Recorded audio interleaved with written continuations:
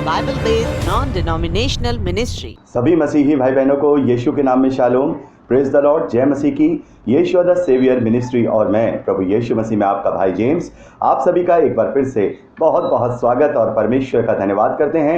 मेरे प्यारे भाई बहनों, आज का विषय है कि चारों सुसमाचारों में छोटी छोटी शाब्दिक भिन्नताएं क्यों पाई जाती हैं। मेरे प्यारे भाई बहनों, आज का विषय बहुत ही महत्वपूर्ण है क्योंकि इसमें केवल हम इस सवाल का ही जवाब नहीं पाएंगे बल्कि हमारे बाइबल पढ़ने का नजरिया भी हमें समझ में आएगा। दूसरा तिमुथियुस उसका दूसरा अध्याय 15वें वचन में पौलुस कहते हैं, अपने आप को परमेश्वर के ग्रहण योग्य और ऐसा काम करने वाला ठहराने का प्रयत्न कर जो लज्जित ना होने पाए और जो सत्य के वचन को ठीक रीति से काम में लाता हो। और इंग्लिश की बाइबल में लिखा है, rightly divided the word of truths, यानी कि हमें पवित्र शास्त्र को अच्छी तरह से अपने जीवन में काम में लाना है। इसीलिए आज का संदेश आपके लिए बहुत महत्वपूर्ण होने वाला है। हमें इस सवाल का जवाब भी मिलेगा और हम समझने पाएंगे कि बाइबल आखिर कैसे लिखा गया है, किसके लिए लिखा गया है। तो मेरे प्यारे भाई बहनों, इसे अंत तक जरूर देखिएगा। और आगे बढ़ने से पहले एक सूचना मैं आप लोगों को देना चाहता हूं। जैसा कि आप जानते हैं कि हमारी मिनिस्ट्री के द्वारा व्हाट्सएप पर फ्री ऑफ कॉस्ट बाइबल अध्ययन कराया जाता है, जिसका नवा बैच 25 सितंबर 2020 से हम शुरू करने जा रहे हैं। तो मेरे प्यारे भाई बहनों, यदि आप हमारे साथ फ्री ऑफ कॉस्ट बाइबल अध्ययन करना चाहते हैं जिसमें हम संपूर्ण पवित्र शास्त्र का वचन बाई वचन अध्ययन करेंगे, तो आप हमें स्क्रीन पे दिए जा रहे व्हाट्सएप नंबर पर मैसेज करिए। आप अपना नाम लिखिए, अपने शहर का नाम लिखिए और लिखिए, मैं बाइबल अध्ययन करना चाहता हूं। हम आपको 18 सितंबर तक जवाब देंगे और आप जो हमें अपना मैसेज करेंगे उसकी लास्ट डेट है, इसको ध्यान रखिएगा। इसकी लास्ट डेट 17 सितंबर है।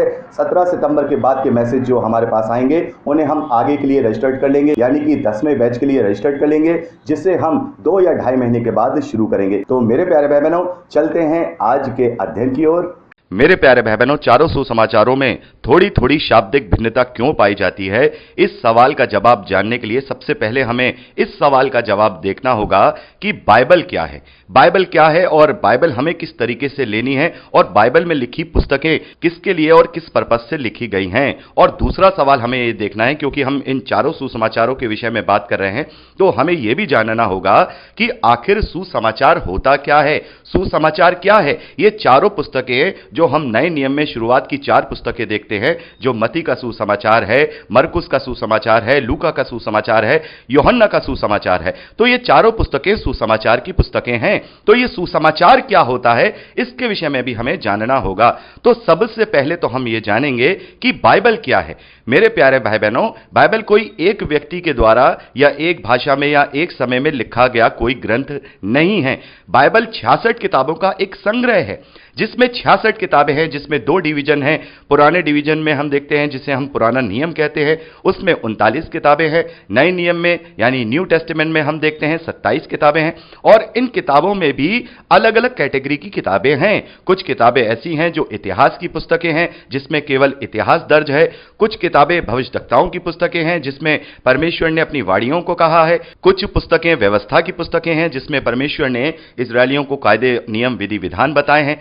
तो हमें यह देखना होगा कि ये पुस्तकें किस प्रकार से लिखी गई हैं, कब लिखी गई हैं, किसके लिए लिखी गई हैं। तो सबसे पहले तो हम पुराने नियम के विषय में बात करेंगे। पुराने नियम में जो शुरुआत की 5 किताबें हैं, जिन्हें हम तौरात कहते हैं, इंग्लिश में या ग्रीक भाषा में उसे पेंटाटेक कहा जाता है।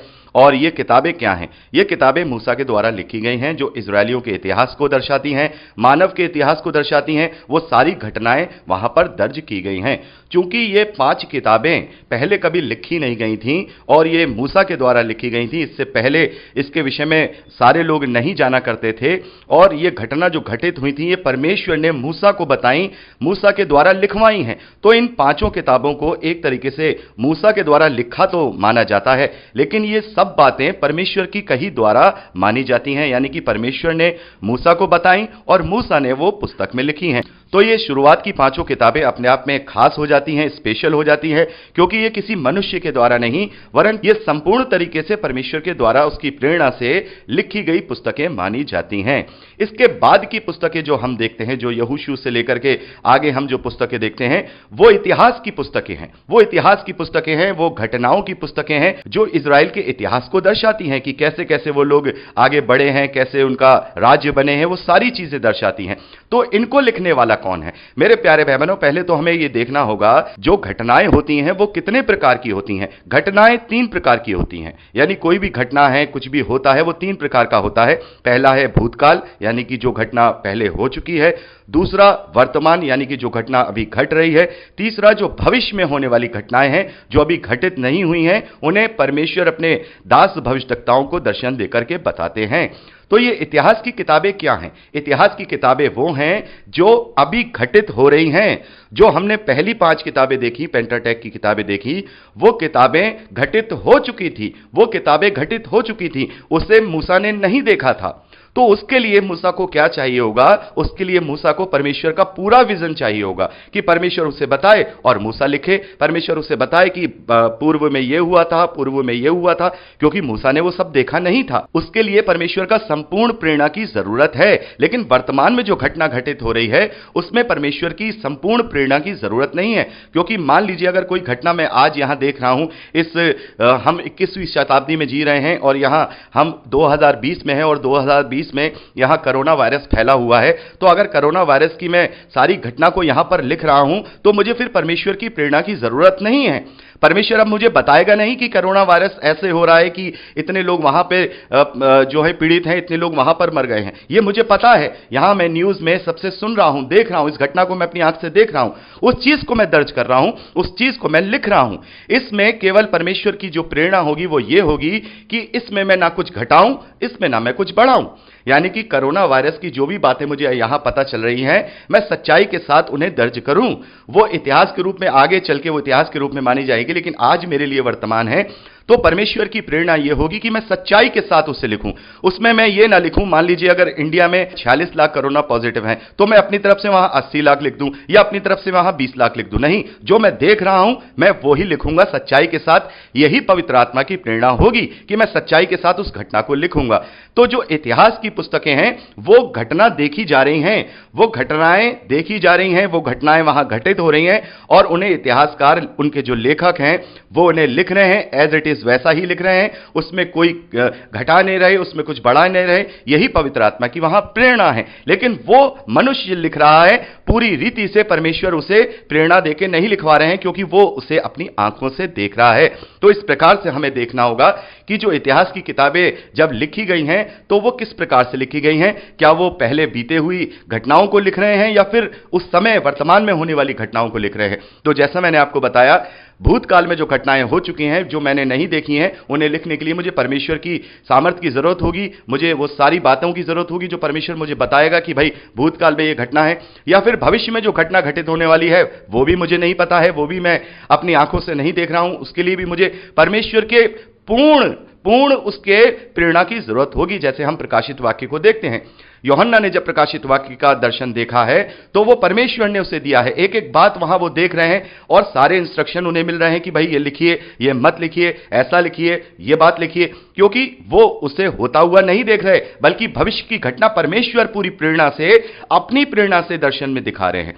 तो यहां पर अब बात हमें समझ में आती है कि बाइबल किस प्रकार से लिखी गई है। तो एक तरीके से हम देखें कि बाइबल में 3 प्रकार के वचन पाए जा रहे हैं। वो वचन जो परमेश्वर ने पूर्ण प्रेरणा से लिखवाए हैं, और वो वचन जो मनुष्यों ने देखा और परमेश्वर की प्रेरणा के साथ सच्चाई के द्वारा वही एज इट इज लिखा।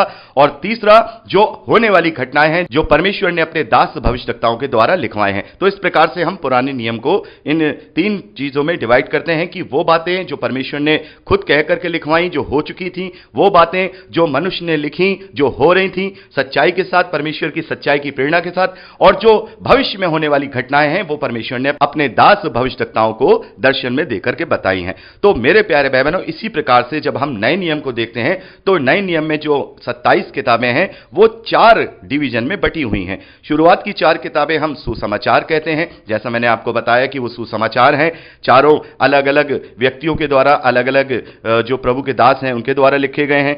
और उसके बाद एक किताब आती है प्रेरितों के कार्य। अब प्रेरितों के कार्य क्या है?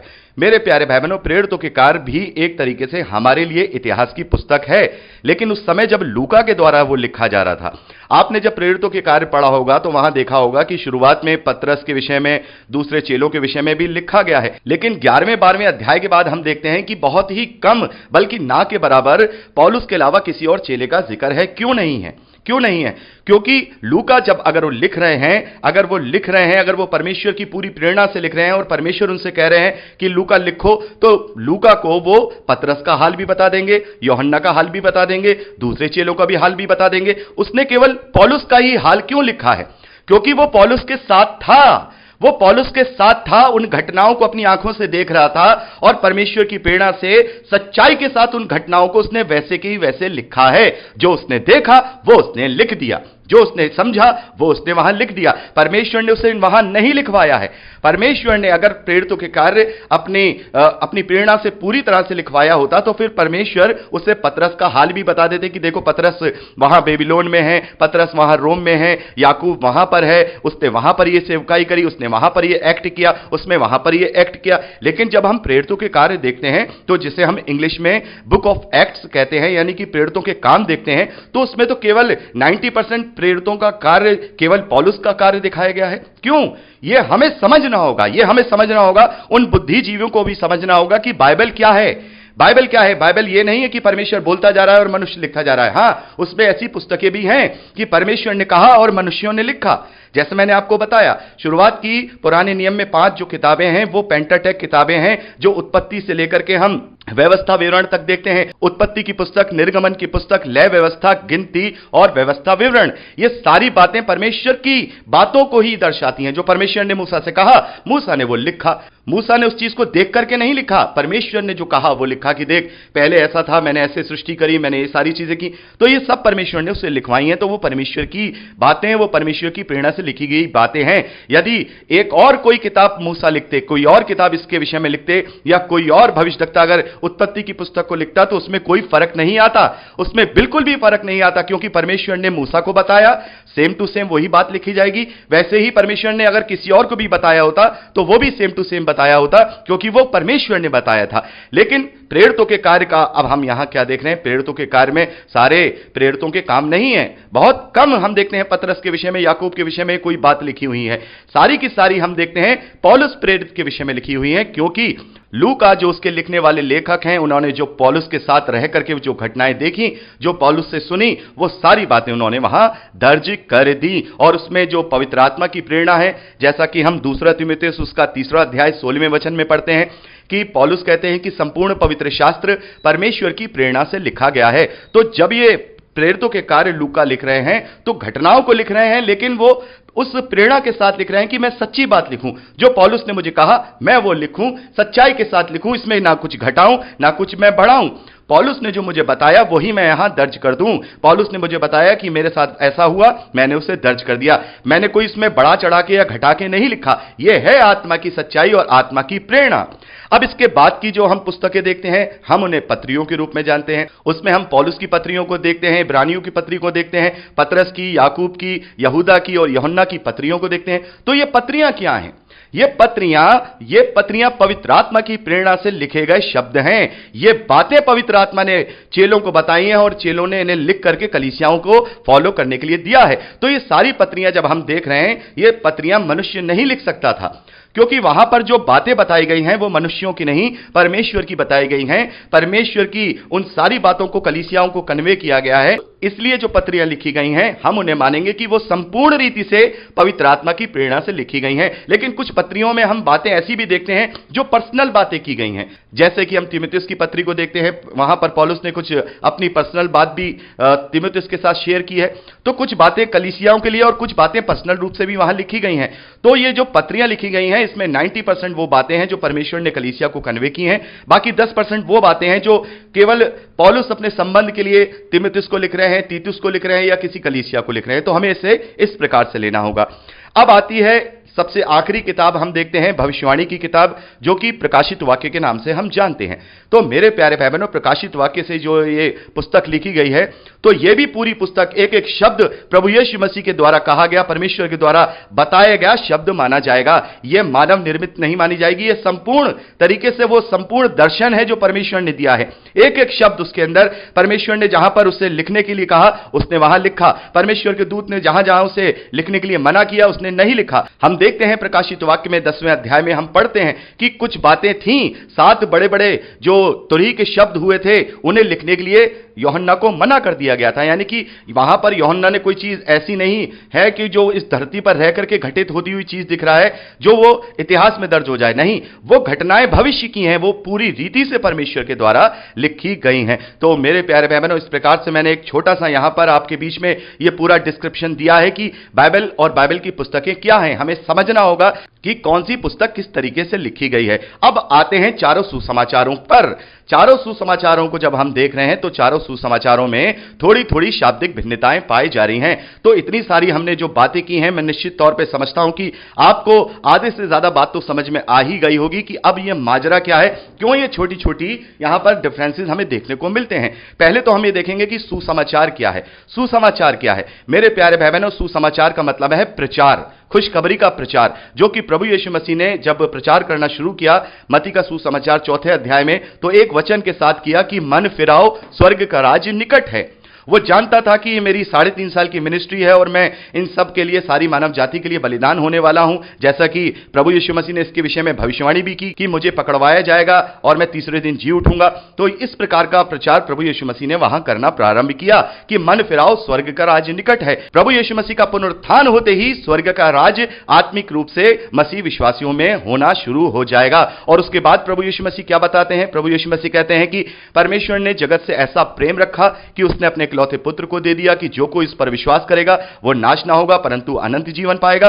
तो ये सारी घटनाओं का संदेश, इन सारी घटनाओं की गवाही सुसमाचार है। और असली सुसमाचार क्या है? इन सारे सुसमाचारों का जो निचोड़ सुसमाचार क्या है, हम 1 कुरिन्थियों 15वें अध्याय में पढ़ते हैं। इन चारों सुसमाचारों का जो निचोड़, जो सुसमाचार है, वो ये है कि प्रभु यीशु मसीह मेरे और आपके पापों के लिए मरा, वो गाड़ा गया और फिर वो मुर्दों में से तीसरे दिन जी उठा।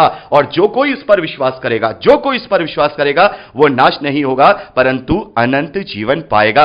तो ये खुशखबरी का प्रचार, ये खुशखबरी की गवाही यहां पर दर्ज की गई है। ये चारों सुसमाचार उस समय के हालातों को जो प्रभु यीशु मसीह ने 3.5 साल की सेवकाई में जिए हैं, उनको गवाही के रूप में लिखा गया है। यहां पर हम 4 किताबें देखते हैं, 4 सुसमाचार देखते हैं। पहला सुसमाचार है मत्ती का सुसमाचार। वो कौन है? मत्ती का सुसमाचार लिखने वाले जो लेखक हैं वो मत्ती हैं, जो कि प्रभु के चेले थे और वो प्रभु के साथ रहा करते थे। उन्होंने वो सारी घटनाओं को वहां पर होते हुए देखा था। दूसरा सुसमाचार किसने लिखा है? दूसरा सुसमाचार मरकुस ने लिखा है। तो क्या मरकुस ने सारी घटनाओं को अपनी आंखों से होता हुआ देखा है? नहीं देखा है, क्योंकि वो प्रभु का चेला नहीं था। वो पतरस के साथ काम करने वाला प्रभु का सेवक था, जिसे पतरस अपना मुंह बोला बेटा भी कहते थे। अब तीसरा सुसमाचार लिखा है लूका ने। तो क्या लूका प्रभु का चेला था? नहीं था। तो क्या लूका ने सारी घटनाओं को देखा था? नहीं देखा था। तो फिर ये उसने जो सुसमाचार लिखा है वो कैसे लिखा है? उसने ये सुसमाचार कैसे लिखा है? हम लूका के सुसमाचार में पढ़ते हैं। लूका के सुसमाचार पहले ही अध्याय और पहले ही वचन में लूका ने इस बात को लिखा है कि मैंने सारी बातों को छानबीन करके लोगों से गवाही लेकर इन्हें यहां दर्ज कराया है। तो इसका मतलब लूका का सुसमाचार भी लिखने वाला जो लेखक है वो प्रभु का चेला नहीं है, उसने भी अपनी आंखों से यहां नहीं देखा है। अब चौथा सुसमाचार हम देखते हैं यूहन्ना का सुसमाचार। तो यूहन्ना कौन है? यूहन्ना प्रभु के चेले हैं। उन्होंने वो सारी घटनाओं को देखा है, प्रभु यीशु मसीह के साथ वो रहे हैं, प्रभु यीशु मसीह की सारी शिक्षाओं को अपने कानून से सुना है, प्रभु यीशु मसीह की सारी बातों को उन्होंने देखा है। तो यहां इन चारों सुसमाचारों में केवल 2 ऐसे लेखक हैं जिन्होंने सारी घटनाओं को अपनी आंखों से देखा है, लेकिन 2 ऐसे लेखक हैं जिन्होंने वहां दूसरे लोगों से गवाहियों को कलेक्ट करके लिखा है। कुछ पतरस से, कुछ याकूब से, कोई किसी से, सारी बातों को वहां कलेक्ट करके लिखा है। और खास तौर पर लूका के विषय में देखेंगे, लूका ने बहुत बाद में यह सुसमाचार लिखा है। सबसे लास्ट में लूका का सुसमाचार लिखा गया है। मेरे प्यारे भाई बहनों, सबसे पहले मरकुस का सुसमाचार लिखा गया है, उसके बाद मत्ती का सुसमाचार लिखा गया है, उसके बाद लूका का सुसमाचार लिखा गया है, और यूहन्ना का सुसमाचार बहुत बाद में 80 से 85 एडी के बीच में लिखा गया है। तो हमें यहां देखना होगा कि लूका ने तो ये घटनाएं नहीं देखी थी, मरकुस ने तो ये घटनाएं नहीं देखी थी, लेकिन हम देखते हैं कि जो डिफरेंसेस आ जाते हैं, जो छोटे छोटे डिफरेंसेस आ जाते हैं, वो मती के सुसमाचार और मरकुस के सुसमाचार में ज्यादा नहीं आते हैं, माइनर, बहुत ही माइनर आते हैं। लेकिन मती के सुसमाचार और लूका के सुसमाचार में थोड़े डिफरेंसेस आ जाते हैं। तो अब हमें यहां देखना होगा कि ये सुसमाचार आखिर क्या है। क्या ये सुसमाचार, चारों सुसमाचार जो लिखे गए हैं, वो परमेश्वर ने बोले हैं और मनुष्यों ने लिखे हैं? क्या यह पूरी रीति से परमेश्वर का संपूर्ण विजन है? नहीं है। जैसा कि अब तक हम यह बात करते आ रहे हैं कि कुछ पुस्तकें ऐसी हैं जो इतिहास की घटनाओं को दर्ज कराती हैं, वर्तमान की घटनाओं को दर्ज कराती हैं, जो मनुष्य देख रहा है उसे वो लिख रहा है। कुछ पुस्तकें ऐसी हैं जिन्हें मनुष्य ने नहीं देखा है और परमेश्वर ने उन्हें लिखवाई हैं। वो भूतकाल की घटनाएं हो सकती हैं, वो भविष्यकाल की घटनाएं हो सकती हैं। तो सुसमाचार जो लिखा जा रहा है, यह गवाही को लिखा जा रहा है कि प्रभु यीशु मसीह के हालात ऐसे थे, प्रभु यीशु मसीह यहां गए, प्रभु यीशु मसीह ने यह कहा, प्रभु यीशु मसीह ने यह किया, प्रभु यीशु मसीह ने इसको चंगा किया, प्रभु यीशु मसीह ने यह शिक्षा दी। तो मती के सुसमाचार और लूका के सुसमाचार में जो डिफरेंसेस छोटे मोटे, मेरे प्यारे भाई बहनों, बहुत बड़े डिफरेंसेस नहीं है। अगर उन फर्कों को हम देखें तो वो 0.1% भी फर्क नहीं है और उससे किसी भी प्रकार का कोई अलग मीनिंग नहीं बदलता है, कोई ऐसा मीनिंग नहीं बदलता है जिससे कि हम ये कहें कि भाई पूरा पवित्र शास्त्र का कोई मतलब बदल गया हो। ऐसा कुछ नहीं है, केवल शाब्दिक भिन्नताएं हैं। तो मती के सुसमाचार में जो बातें लिखी गई हैं, मती ने वो अपने आप से देखी और उसने वहां वो प्रभु के साथ होती हुई देखी थी। तो पवित्र आत्मा की प्रेरणा से उन गवाहियों को, उन बातों को सही रीति से, जैसा उससे याद था, जैसा उसने देखा था, वो सब दर्ज करा लिया। उसमें ना अपनी तरफ से कोई बात घटाई, ना अपनी तरफ से कोई बात बढ़ाई। यह है पवित्र आत्मा की प्रेरणा। लेकिन जो उसने लिखा है, परमेश्वर ने नहीं कहा कि ऐसे लिख, ऐसे लिख, ऐसे लिख, वो उसने लिखा है, अपनी देखी हुई घटना को लिखा है, जो प्रभु के साथ वो रहा है। वैसे ही यूहन्ना के विषय में हम देखते हैं, यूहन्ना ने भी जो लिखा है वो वैसे ही लिखा है जो उसने देखा है। लेकिन जो लूका का सुसमाचार है वो थोड़ा सा डिफरेंट क्यों हो जाता है, उसका मैं आपको बताता हूं। मरकुस के सुसमाचार में भी इस प्रकार का फर्क नहीं आएगा, क्योंकि मरकुस को बहुत अच्छी तरह से पतरस ने ही बताया है। एक तरीके से देखा जाए तो पतरस के द्वारा लिखा हुआ सुसमाचार उसे हम कहेंगे, क्योंकि पतरस ने जो जो मरकुस को बताया, मरकुस ने वो एक सुसमाचार के रूप में लिख लिया। और मरकुस को जो पतरस ने बताया वो पवित्र आत्मा की प्रेरणा से, सच्चाई से बताया कि जो मैंने देखा वो मैं मरकुस तुझे बता रहा हूं, तू इस पुस्तक में लिख ले। लेकिन लूका का जो सुसमाचार है वो बहुत बाद में लिखा गया है। मेरे प्यारे भाई बहनों, प्रभु यीशु मसीह के क्रूसिफिकेशन, उसके पुनरुत्थान के लगभग 20 से 25 साल के बाद लूका का सुसमाचार लिखा गया है। और लूका कौन है?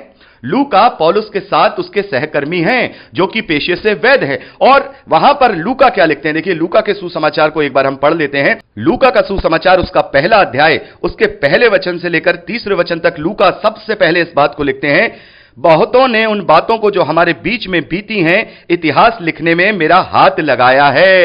इतिहास लिखने में, यह गवाही लिखने में मेरा हाथ लगाया है, यानी कि यह बातें मुझे परमेश्वर ने नहीं बताई हैं। लूका के सुसमाचार के विषय में मैं बात कर रहा हूं मेरे प्यारे भाई बहनों, बड़े ही अपने मन को खोल करके, अपने दिमाग को खोल करके इस बात को सुनिए। यहां लूका लिख रहे हैं कि इन सारी बातों को लिखने में बहुत लोगों ने मेरी सहायता की है। यहां आगे लूका लिखते हैं, जैसा कि उन्होंने जो पहले से ही इन बातों को देखने वाले और वचन के सेवक थे, हम तक पहुंचाया। यानी कि लूका ने सबसे वो बातें ली हैं कि प्रभु ने ऐसा कब किया, प्रभु ने क्या कहा, प्रभु ने क्या शिक्षा दी, कैसे शुरुआत के हालात थे, सारे चेलों से पूछ पाछ के, सारे लोगों से पूछ पाछ के उसने इन बातों को लिखा है। आगे लिखा है, इसीलिए हे श्रीमान थियोफिलुस, मुझे भी ये उचित मालूम हुआ कि उन सब बातों का संपूर्ण हाल आरंभ से ठीक ठाक जांच करके उन्हें तेरे लिए कर्म अनुसार लिखूं, ताकि ये तू जान ले कि ये बातें जिनकी तूने शिक्षा पाई है कैसी अटल है। इन तीनों वचनों को पढ़ के हमारे जो दिमाग में जो हमारा सवाल था वो यहां उसका जवाब मिल जाता है। तो लूका ने जैसे प्रेरितों का कार्य लिखा है, और प्रेरितों के कार्य लिखा है, मैंने आपको बताया उसमें 90% केवल पौलुस के जीवन का ही हाल लिखा है और दूसरे प्रेरितों का नहीं लिखा है, क्योंकि वो उन्हें पता नहीं था। वो उन्हें पता नहीं था, क्योंकि वो एक वर्तमान घटना को दर्ज कर रहे हैं पवित्र आत्मा की प्रेरणा से, सच्चाई के साथ। वहां पर कोई परमेश्वर उन्हें बोल के नहीं लिखवा रहा है कि लूका ऐसे लिखो, लूका ऐसे लिखो, क्योंकि अगर लूका ने परमेश्वर से सुनकर के लिखा होता तो फिर वो अन्य चेलों के विषय में भी लिखते। तो हमें यह समझना होगा, यहां पर भी जो लूका का सुसमाचार है वो इसीलिए लिखा गया है कि लूका ने सब लोगों से गवाहियों को कलेक्ट किया और सच्चाई के साथ जो जो गवाहियां उसने सुनी, जो जो गवाहियां उसने सुनी, वैसे ही जांच कर कर उन्हें क्रम अनुसार सुसमाचार के रूप में लिख दिया।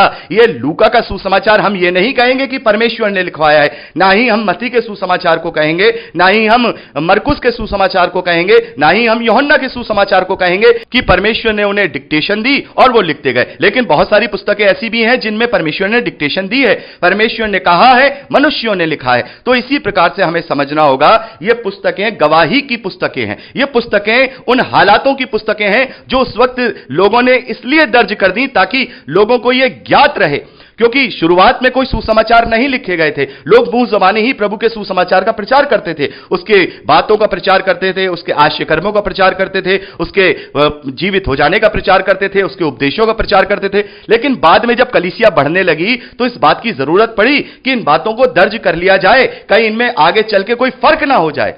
इन बातों को दर्ज कर लिया जाए। तो यहां पर ये बहुत सारे सुसमाचार लिखे गए थे। हमारे पास यहां केवल 4 सुसमाचार मौजूद हैं, क्योंकि इनको भी जब बाइबल को कंपोज किया जा रहा था, बहुत ही जांच कर, बहुत ही छांट कर, एक क्राइटेरिया के साथ बाइबल में शामिल किया गया है, ताकि आगे आने वाली पीढ़ियां प्रभु यीशु मसीह के सही सही हालातों को समझने पाएं। अगर इसमें कोई एक आध चीज की कमी पाई जा रही है, जैसे मान लीजिए मुर्गे को बांग देने वाली बात आती है कि भाई वहां लिखा है कि 3 बार मुर्गे की बांग है और वहां लिखा है कि 1 बार मुर्गी की बांग है, तो उससे क्या फर्क पड़ता है? ये तो और भी अपने आप में फुल प्रूफ हो जाता है कि ये चारों सुसमाचार बिल्कुल सच्चे हैं। क्योंकि मेरे प्यारे भाई बहनों, जब किसी केस का इन्वेस्टिगेशन करने के लिए इन्वेस्टिगेटर आता है, यदि मान लीजिए किसी मर्डर का इन्वेस्टिगेशन करने के लिए कोई इंस्पेक्टर आता है या इन्वेस्टिगेटर आता है, तो वो क्या करता है? यदि उसके 4 या 5 गवाह हैं तो उन्हें वो अलग अलग अपने चैम्बर में बुलाकर उनसे पूछता है, उनके बयान लेता है। यदि उन्हें चारों पांचों के बयान यदि एक जैसे हैं, बिल्कुल एक जैसे हैं, उनमें कोई भी फर्क नहीं है, तो वो इन्वेस्टिगेटर समझ जाता है कि इन पांचों ने युक्ति करके यह बयान दिया है। क्योंकि मनुष्य जब कुछ बात कहेगा तो उसमें कुछ ना कुछ उस घटना में कुछ ना कुछ डिफरेंसेस जरूर करेगा, कुछ ना कुछ फर्क जरूर करेगा। तो इसीलिए इन्वेस्टिगेटर समझ जाता है कि ये झूठ बोल रहे हैं। लेकिन चारों हैं वो थोड़ा थोड़ा बयान अलग अलग देते हैं, लेकिन मूल बात सेम करते हैं। तो इन्वेस्टिगेटर समझ जाता है कि चारों ही सच बोल रहे हैं। तो ये चारों सुसमाचार सच बोल रहे हैं। ये कोई लिखी समझी सोची समझी साजिश नहीं है कि चारों सुसमाचारों को एक ही तरीके से लिख दिया गया। मेरे प्यारे भाई बहनों, जब बाइबल को कंपोज किया जा रहा था तब भी वहां वो कंपोजर इस बात को जानते थे कि ये छोटी छोटी भिन्नताएं पाई जा रही हैं, लेकिन यही तो इस बात को अपने आप को सत्य करती हैं। यही तो अपने आप को इस बात को सत्य करती हैं कि बाइबल कोई सोची समझी तरीके से लिखी गई पवित्र शास्त्र की पुस्तक नहीं है, बल्कि सच्चाई के द्वारा, सत्य के द्वारा लिखी गई है। भले ही वो घटनाएं हों, वो भी सत्य के साथ लिखा गया, भले ही सुसमाचार हैं, वो भी सत्य के साथ लिखा गया। तो मेरे प्यारे भाई बहनों, इसी कारण से ये छोटी छोटी चीजें हम जो सुसमाचार हैं, चारों सुसमाचार हैं, उनमें कुछ कुछ भिन्न पाते हैं, लेकिन उनका मूल जो प्रिंसिपल है वो एक ही है। कोई बहुत सारे ऐसे कल्ट हैं, बहुत सारे ऐसे झूठे लोग हैं, बहुत सारे ऐसे भरमाने वाले हैं, वो कहते हैं कि देखो सुसमाचार पवित्र आत्मा क्या प्रेरणा से नहीं लिखा गया है, वो परमेश्वर का वचन नहीं। अरे वो परमेश्वर का वचन कैसे होगा? उसमें जो लिखा है वो परमेश्वर का वचन है, जो प्रभु ने कहा है वो परमेश्वर का वचन है। कहीं मुझे प्रभु यीशु मसीह की शिक्षाओं में कहीं ऐसा कुछ चारों सुसमाचारों में बताइए कि किसी ने यह कहा हो कि प्रभु ने कहा कि तुम शत्रुओं से प्रेम करना, और किसी सुसमाचार ने यह कहा हो कि तुम शत्रुओं से नहीं केवल अपनों से प्रेम करना। कहीं ऐसी कोई शिक्षा पाई जाती है? कोई अगर घटना हो रही है, जैसे मुर्गे की बांग देने वाली घटना है, और जैसे कि वो दुष्ट आत्माओं निकालने वाली जो घटना है, अगर वो उस घटना में आश्चर्य कर्म में कुछ जो करैक्टर है उनके विषय में अगर एक आध छोटी मोटी कोई बात अगर फर्क पाई जा रही है, तो यह फर्क में गिनती नहीं होती है। प्रभु यीशु मसीह ने वहां चंगाई दी है, यह बात बड़ी है। पतरस ने इनकार किया है, यह बात बड़ी है। 3 बार किया है, 1 बार किया है, यह बात बड़ी नहीं है। कोई भी शिक्षा प्रभु यीशु मसीह की अगर इन चारों सुसमाचारों में ऐसी हो जो फर्क हो तो मुझे बताइए। कोई फर्क नहीं होगा। प्रभु यीशु मसीह की शिक्षाओं में, उसकी मूल बातों में कोई फर्क नहीं होगा, क्योंकि चारों ने वो मूल बातें एक जैसी लिखी हैं। प्रभु यीशु मसीह के जन्म में कोई फर्क नहीं होगा, जैसा उसका जन्म हुआ है वैसा ही लिखा है। जैसी उसकी हम देखते हैं उसको क्रूस पर चढ़ाया गया है, वो क्रूस की कथा एक सी लिखी गई है, लेकिन किसी ने कुछ बातों को यहां दर्ज किया है, किसी ने कुछ बातों को दर्ज किया है। कुल मिलाकर प्रभु यीशु मसीह ने 7 वाणियां क्रूस पर कही हैं, जो कि अलग अलग चारों सुसमाचारों में पाई जाती हैं। तो इस लेखक ने उसके सामने जो वाड़ियां हुई वो लिखी, उस लेखक ने उसके सामने जो वाड़ियां हुई वो लिखी, उस लेखक ने जिसने लूका ने जो लोगों से जो चेलों से सुना उसकी जांच पड़ताल करके वो लिखी हैं। इसीलिए अलग अलग घटनाएं अलग अलग सुसमाचारों में पाई जाती हैं। मेरे प्यारे भाई बहनों, ये अपने आप में फुल प्रूफ है कि बाइबल सच्ची है, क्योंकि इसको किसी ने मिलजुल करके एक साथ करके नहीं लिखा है। इसीलिए चारों सुसमाचारों में ये माइनर छोटे छोटे फर्क पाए जाते हैं, और मैंने आपको बहुत ही अच्छी तरह से समझा दिया है कि ये चारों सुसमाचारों में छोटे छोटे फर्क क्यों पाए जाते हैं। तो मेरे प्यारे भाई बहनों, आशा करता हूं कि आपको इस सवाल का जवाब बहुत अच्छे से समझ में आया होगा। अगर आपको ये संदेश अच्छा लगा है तो इसे बहुत ज़्यादा शेयर करिए, लाइक करिए, कमेंट करिए। अगर आप हमारे चैनल में नए हैं तो सब्सक्राइब करना ना भूलिएगा, और साथ में बेल आइकन को दबा दीजिएगा, वहां ऑल के ऑप्शन को भी सेलेक्ट कर लीजिएगा। तो मेरे प्यारे भाई बहनों, आज के लिए इतना ही। मिलते हैं अगले मंगलवार को एक नए टॉपिक के साथ। जब तक के लिए प्रभु यीशु मसीह में जड़ पकड़ते हुए उसी में फलवंत होते जाइए। यीशु के सामर्थी नाम में आमीन। Praise the Lord. जय मसीह की।